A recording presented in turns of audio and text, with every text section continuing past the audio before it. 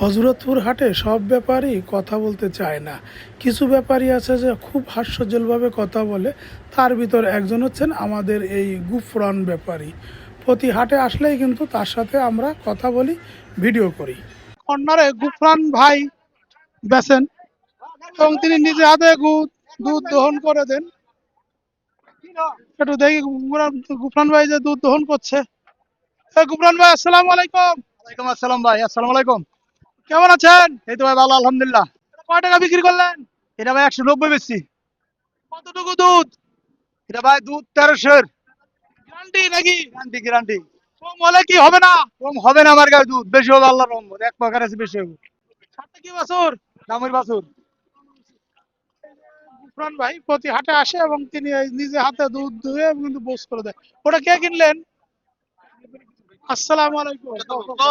ওয়ালাইকুম সালাম। কেমন আছেন? এই তো ভালো। এই গরুটা আপনি যে কিনছেন কি কি বৈশিষ্ট্য দেখেছেন? হ্যাঁ, কি কি বৈশিষ্ট্য দেখেছেন যে এই কারণে পছন্দ?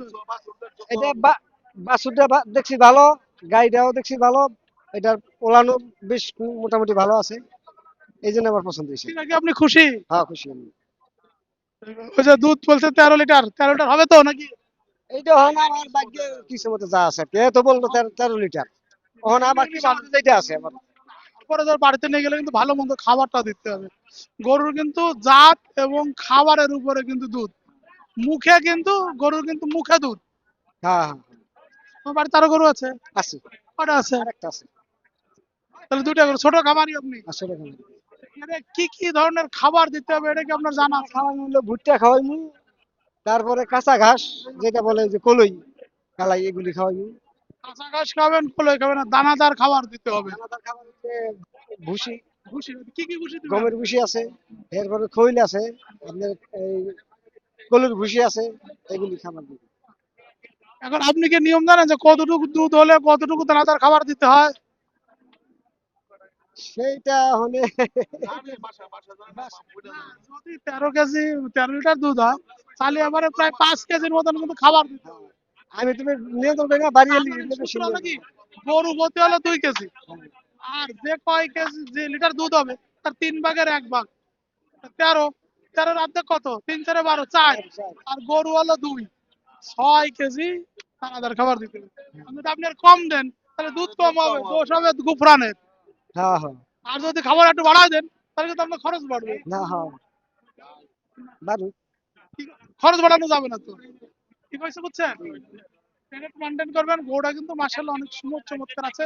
কালো গরু কিন্তু রোগ প্রতিরোধ ক্ষমতা বেশি, মশা আক্রমণ কম করে। জি জি মশা মাছি তো কালো গরু জি। তা আমি, যারা আপনারা ভিডিওটা দেখছেন সবার কাছে দোয়ার দরখাস্ত। আমার ওই ভাই দেখেন, রমজান মাসে, আজকে 21 ফেব্রুয়ারি এবং রমজান মাস, এই রমজান মাসে রোজা থেকে আসছেন একটা গরু কিনতে এবং কিনেছে। হ্যাঁ, সাথে বকনা বাছুর, হ্যাঁ সাথে বকনা বাছুর লাল। আর এবং গাভিটা কিনেছেন 90,000। 1,90,000 টাকা দিয়ে, 13 লিটার দুধ হবে। সবার কাছে একটাই দোয়া আছে, সবাই দোয়া করবেন ভাইয়ের খামারে গিয়ে যেন এই গোটা 8-10টা বাছুর হয়, 20 বছর বেঁচে থাকে। ঠিক আছে ঠিক আছে, হ্যাঁ ঠিক ঠিক, 20 বছর বেঁচে থাকে, বেঁচে থাক, তুই 8টা 10টা বাচ্চা দে, 8-10টা বাচ্চা দিই। ভালো করে দুধ দিয়ে গৃহস্থ যেন খুশি হয়, সুস্থ সবল থাক সর্বদা, কি জি, জি, জি। ভালো ভালো। সবাই আপনারা এটা দোয়া করবেন। যারা নতুন ভিউয়ার্স হিসেবে দেখছেন তাদেরকে বলবো আমার চ্যানেলটাকে সাবস্ক্রাইব করবেন। যারা ফেসবুকে দেখছেন তারা ফলোয়ার বাটনে ক্লিক করে পাশে থাকবেন এবং সবাই দোয়া করবেন। হযরতপুর হাটের আরও কিছু ইনফরমেশন আপনাদেরকে জানিয়ে রাখি। এই হযরতপুর হাট, এটা ঢাকা জেলা, কেরানীগঞ্জ উপজেলা, হযরতপুর ইউনিয়নের হযরতপুর গ্রামে এই হাটটি অবস্থিত। এই হাটকে আবার পাড়া গ্রাম হাটও বলে। অনেকেই জানতে চান যে এখানে হাসিল কত। এখানে খামারিদের জন্য হাসিল লাখে 3,000 টাকা, ব্যাপারীদের জন্য একটু কম বেশি আছে। হাটের সুবিধা হচ্ছে যে সড়ক যোগাযোগ এবং নদী যোগাযোগ, দুটি যোগাযোগই আছে। ঢাকার আশেপাশে এত বড় হাট হওয়ায় ঢাকায় যারা আছেন তাদের জন্য খুবই ভালো, যেখান থেকে তারা গরুর দাম জানতে পারে, গরু সংগ্রহ করতে পারে এবং এখানে পালনের উপযুক্ত গরু পাওয়া যায়। বলা যায় যে ঢাকার আশেপাশে সবথেকে বেশি পালনের উপযুক্ত গরু পাওয়া যায় এই হযরতপুর হাটে। এই হাট শনিবারে অনুষ্ঠিত হয়।